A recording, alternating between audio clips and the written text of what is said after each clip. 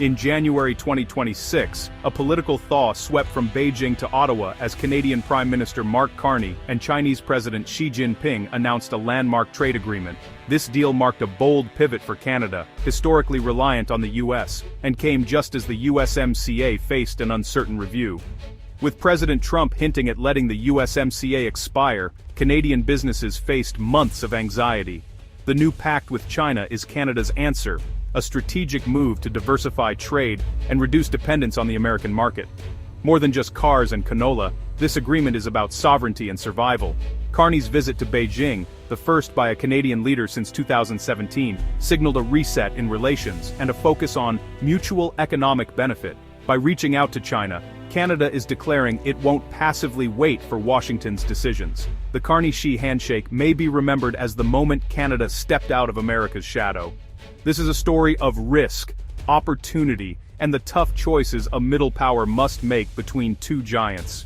To grasp the 2026 deal's significance, look back at the trade turbulence of recent years. In 2024, Canada, under Trudeau, imposed a 100% tariff on Chinese EVs and 25% on steel and aluminum, mirroring U.S. policy. China hit back hard, slapping heavy tariffs on Canadian canola, lobsters, and peas, devastating key export sectors. Canadian exports to China plunged, leaving farmers and fishers reeling. Meanwhile, Trump's threats to end the USMCA created deep uncertainty for Canadian businesses. The dual pressure of a trade war with China and instability with the US exposed Canada's vulnerability. Policymakers realized they needed a plan B, fast. The Carney government's outreach to Beijing was a strategic necessity, not just an opportunity. The new partnership aimed to end the damaging tariff war and provide a safety net if North American trade collapsed. Canada's move was about survival in a world where old certainties had vanished. The heart of the Canada-China deal is a classic trade-off: electric vehicles for agricultural access. Canada slashed its 100% tariff on Chinese EVs to 6.1%, but capped imports at 49,000 vehicles a year, rising to 70,000 over 5 years. Half of these EVs must be priced under $35,000, making electric cars more affordable for Canadians. In return, China dropped all retaliatory tariffs on Canadian canola, lobsters, crabs, and peas, effective March 2026. The canola tariff fell from 84% to 15%, reopening a $2.6 billion market for prairie farmers. This deal gives Chinese automakers controlled access to Canada, while Canadian producers regain vital export markets. It's a measured opening for Chinese tech, in exchange for a lifeline to Canada's agricultural sector. Both sides get what they need most: new markets and economic relief. The Canada-China trade deal split the nation. Farmers and seafood producers cheered, seeing the agreement as a lifeline after a year of punishing tariffs. In Ontario, auto workers and Premier Doug Ford sounded alarms, warning of job losses from a surge of cheap Chinese EVs. Industry groups argued the deal could undermine North America's auto supply chain and future investment.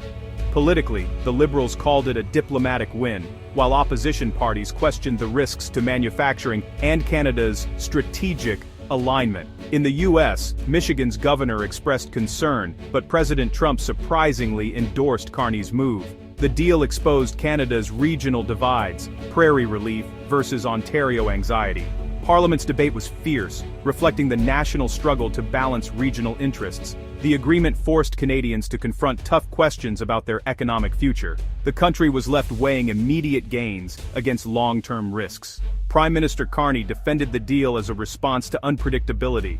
With the USMCA's future in doubt and U.S. politics unstable, he argued Canada needed to diversify or risk economic disaster. The China deal, he said, was about resilience, protecting farmers, consumers, and the broader economy. Carney insisted the EV quota was limited, just 3% of the market, and could spur innovation and investment in Canada's auto sector. He framed the agreement as a catalyst for competitiveness, not a threat. The government's bet: immediate gains for agriculture and long-term trade diversification outweigh auto sector disruption. In a volatile world, Carney argued, standing still is the biggest risk.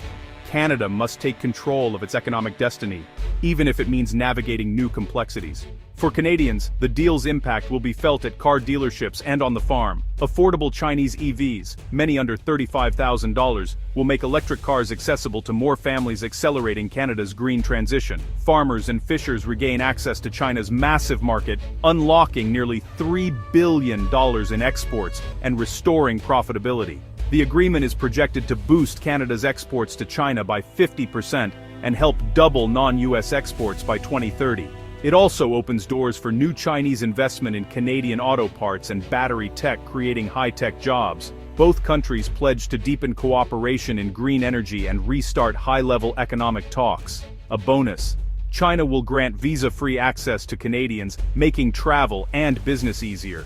The Carney government touts the deal as a win for consumers, farmers, and the broader economy. It's a package of prosperity and opportunity for Canadians across the country. Despite the benefits, anxiety grips Ontario's auto towns. Critics fear even a limited influx of low-cost Chinese EVs could undercut domestic manufacturers, threatening jobs and investment. Industry groups warn the deal could destabilize the North American Auto Pact and discourage future investment in Canadian plants. The timing, amid the USMCA review, amplifies these fears, as the integrated supply chain faces new uncertainty. U.S. trade groups worry Canada could become a backdoor for Chinese vehicles into North America. The real concern is the precedent today's quota could expand, eroding domestic manufacturing over time. Industry leaders see this as the thin edge of the wedge, fearing a future where Canadian factories fall silent. The government calls it managed competition, but for many in the auto sector, it feels like the start of a much bigger battle. The deal's impact on Canada's industrial heartland remains a source of deep unease. The challenge balancearbestaan, man kinderdam, balnerdanderstaan. Balancing new opportunities with the risk of losing what's already built. The Canada-China trade deal is about more than economics. It's a balancing act in a world shaped by US-China rivalry. For decades, Canada's fortunes were tied to Washington. Now it's recalibrating, seeking security through diversification. Carney is betting Canada can remain close to the US, while building a robust relationship with China. The mild US response gives Canada some room, but the long-term impact on North American ties is uncertain. The deal tests the resilience of the USMCA and forces all three countries to rethink their economic integration. Internally, Canada must balance prairie gains with Ontario's pain, managing fallout and supporting sectors in transition. The agreement exposes Canada's diverse, sometimes conflicting, economic realities. In summary, Canada is making new friends and hard choices as the global order shifts. The deal is a bold, calculated risk, an attempt to secure prosperity for farmers and consumers alike. The Carney government believes the greatest risk is doing nothing. This agreement marks a pivotal moment, defining Canada's strategy for a more independent, globally engaged future.